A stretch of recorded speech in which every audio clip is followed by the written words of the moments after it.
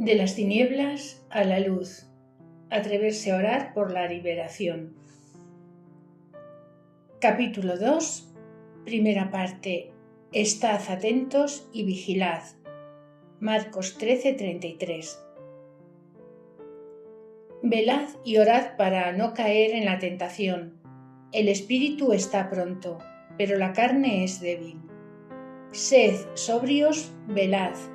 Vuestro adversario, el diablo, como león rugiente, ronda buscando a quien devorar. Resistidle, firmes en la fe. Hay que adoptar una estrategia en el combate contra el adversario. ¿Cuál es la táctica del adversario?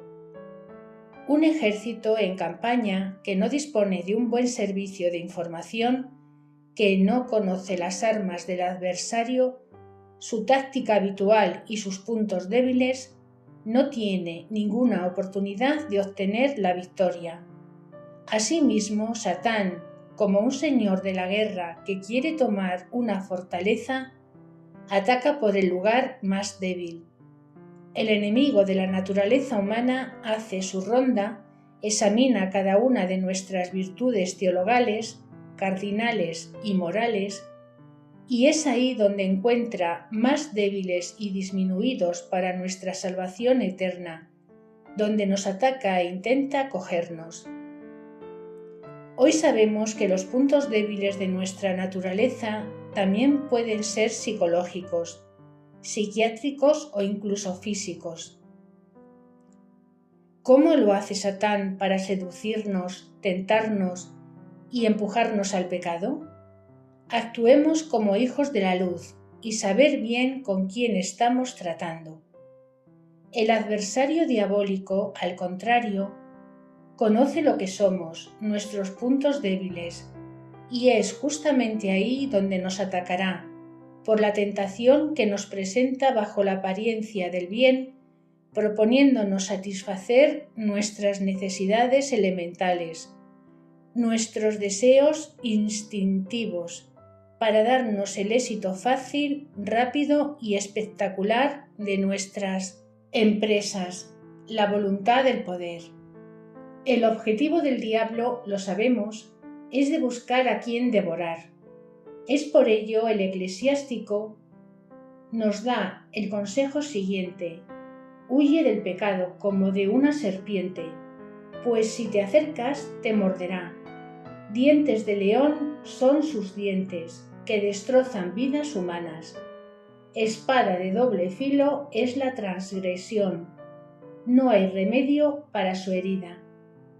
El diablo está al acecho de nuestros deseos y sobre todo cuando son legítimos. Como el camaleón que toma el color de su entorno, Satán nos observa y cuando ve nuestras debilidades, interviene sobre ese punto tomando la apariencia seductora que conviene, tranquilizándonos. Pero su plan en realidad es de atraernos fuera de nuestra zona de seguridad, del lugar donde estamos escondidos con Cristo en Dios. Cuando un hombre está cerca de Dios, ama y desea servir al Señor. La estrategia habitual del demonio es hacerle perder la paz de su corazón, mientras que Dios, por el contrario, acude en su ayuda para restituírsela. Pero esta ley está reservada para una persona cuyo corazón está lejos de Dios, que vive en la indiferencia y el mal.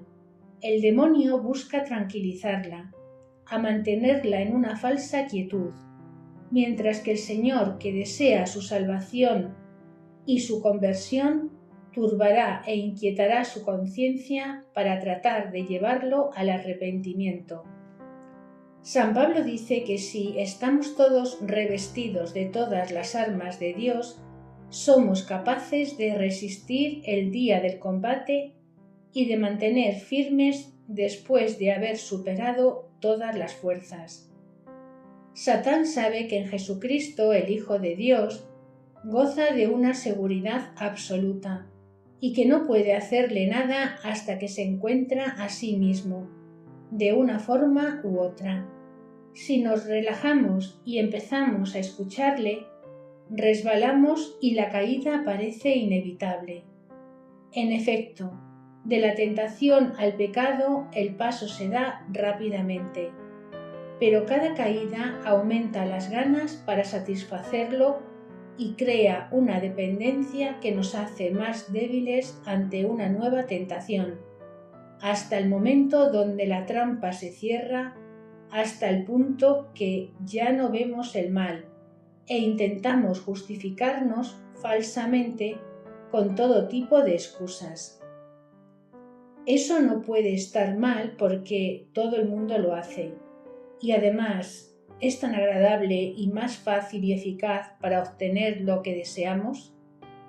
La trampa está bien cerrada esta vez. Nuestra conciencia está falseada. Estamos presos, a merced de nuevas trampas. Frustrar las trampas del adversario cuando nos ataca. ¿Cómo nos incita Satán para que salgamos de nuestra posición de seguridad? A romper el cerco de protección que rodea a los hombres justos y honrados, que temen a Dios y viven apartado del mal. Los que se refugian en Cristo Jesús, ¿qué cebos nos ofrece para morder? ¿Cuáles son nuestros puntos débiles para morder el anzuelo? ¿Cuáles son nuestros puntos débiles sobre los que ataca? La resistencia al Espíritu Santo. Cuando nos resistimos al Espíritu Santo, caminamos en las tinieblas. Si decimos que estamos en comunión con Él cuando caminamos en tinieblas, mentimos y abrimos la puerta al padre de la mentira. Al abrirnos a la unción del Espíritu Santo, dejándonos guiar por Él, nos da a conocer lo que está bien y lo que está mal, y habitamos en Jesucristo. Tomamos decisiones sabias, rechazamos el pecado. En efecto, ante una tentación, el Espíritu Santo nos aclara, pone el dedo sobre el acto malo que vamos a cometer, que es contrario a la voluntad de Dios. Si le decimos no y persistimos en nuestra opinión, puede advertirnos 2 o incluso 3 veces. Entonces ya no nos desafiará más. Nos dejará tomar nuestras decisiones con nuestros riesgos y peligros.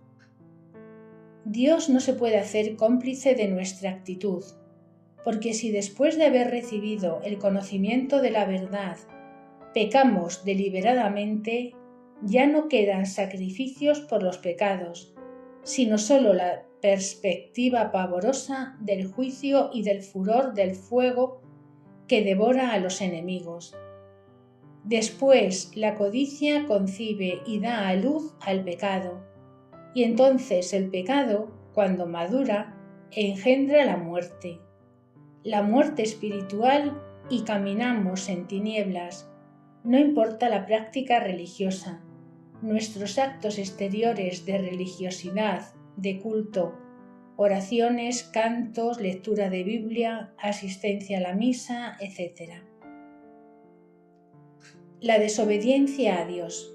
Al desobedecer a Dios sobre un punto, nos ponemos al descubierto y Satán puede manipularnos, conducirnos a pecar, luego a agravar nuestro pecado para disimular la falta inicial. Es lo que le pasó al rey David.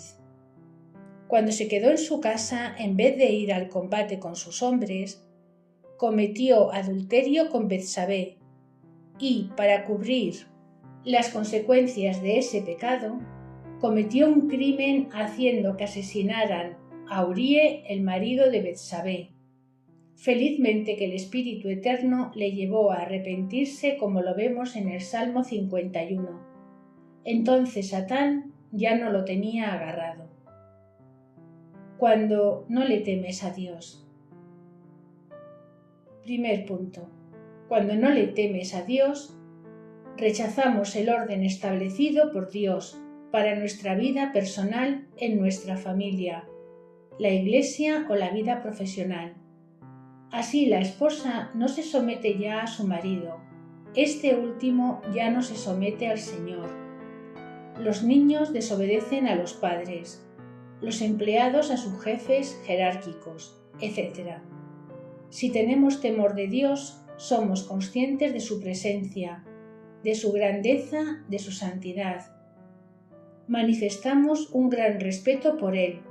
Vigilamos con más atención la forma en que nos comportamos, nuestras actitudes, nuestras palabras, cuando nos dirigimos a Dios y a las autoridades, porque nuestra relación con los demás se sitúa bajo su mirada y su luz. Si no, nuestra vida espiritual está paralizada y deteriorada. Cuando no le temes a Dios, 2.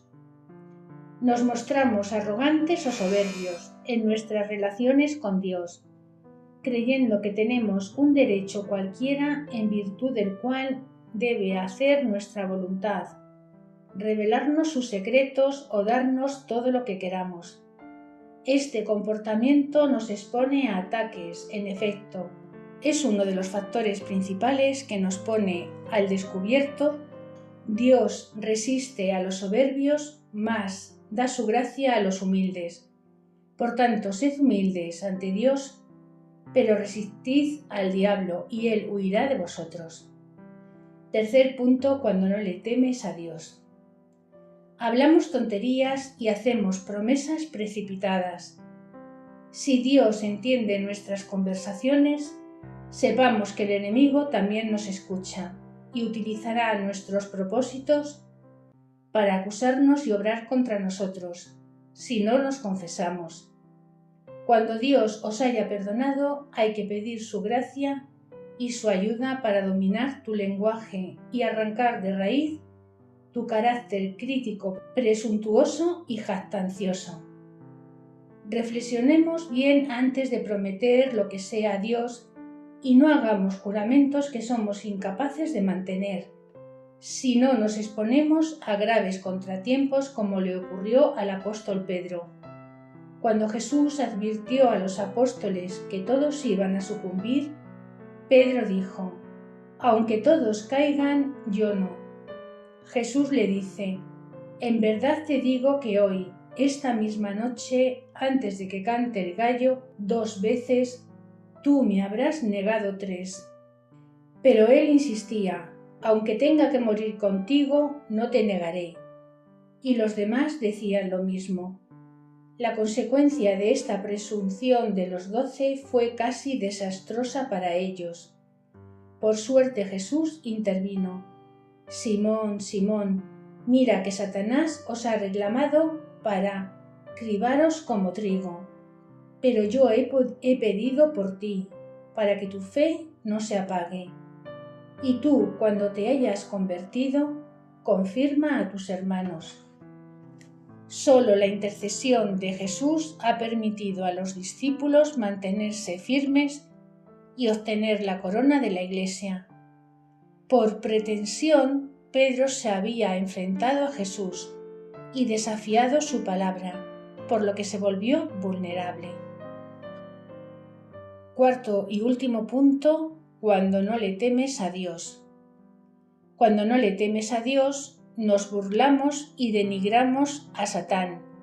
Sí, por temeridad minimizamos o ignoramos la terrible potencia de Satán que la palabra de Dios nos revela. Estamos gravemente expuestos. Satán, cuando Dios le da permiso a mostrar su poder de destrucción contra Job, un hombre justo y honrado que teme a Dios y vive apartado del mal, y Dios ha levantado una valla en torno a él, su hogar y todo lo suyo. En sus mensajes en Medjugorje, la Virgen María nos alerta contra Satán, recordándonos que es muy poderoso y nos pone en peligro. Satán está jugando con ustedes y sus almas. Quiere confundir a cuantas más personas mejor y llevarlas por el camino de la muerte y del pecado. Si nos permitimos injuriarle y denigrarle imprudentemente, nos ponemos a descubierto por presunción. Nadie puede desafiar al diablo impunemente. El que le provoque puede ser víctima de sus ataques. El diablo puede no solamente poseer al provocador, sino también quitarle la vida. A veces ocurre que el exorcista esté agotado durante las sesiones de liberación. Los exorcistas han tenido ataques en sus habitaciones y posteriormente han tenido graves problemas. El exorcismo se funda sobre los actos y las palabras de Dios. Solo puede sanar por la palabra, la oración y el ayuno, a imagen de Cristo. Es más bien Jesús el que combate al diablo y no el exorcista, que es el discípulo de Cristo. Ciertamente, en virtud de la obra perfecta realizada por Cristo sobre la cruz, nosotros, los cristianos bautizados, tenemos la autoridad necesaria y debemos estar llenos de audacia en Jesucristo para resistir al diablo y echar los demonios. Pero cuidado, no tengamos palabras impertinentes sobre Satán. En el libro de Judas, cuando Satán se opuso al arcángel San Miguel para impedirle cumplir la misión que Dios le había confiado, Miguel no se atrevió a dirigir contra él un juicio injurioso.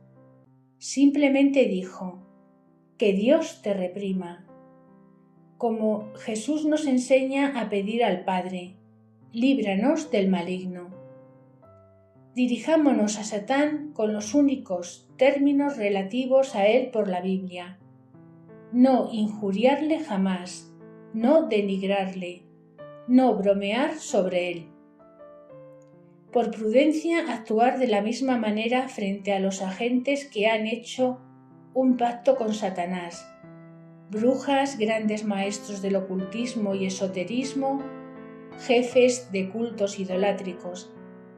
No tiene que lanzarles desafíos especiales, solo tiene delegada una autoridad. El poder que triunfa del mal es el de Jesús. Ante el nombre de Jesús, que toda rodilla se doble.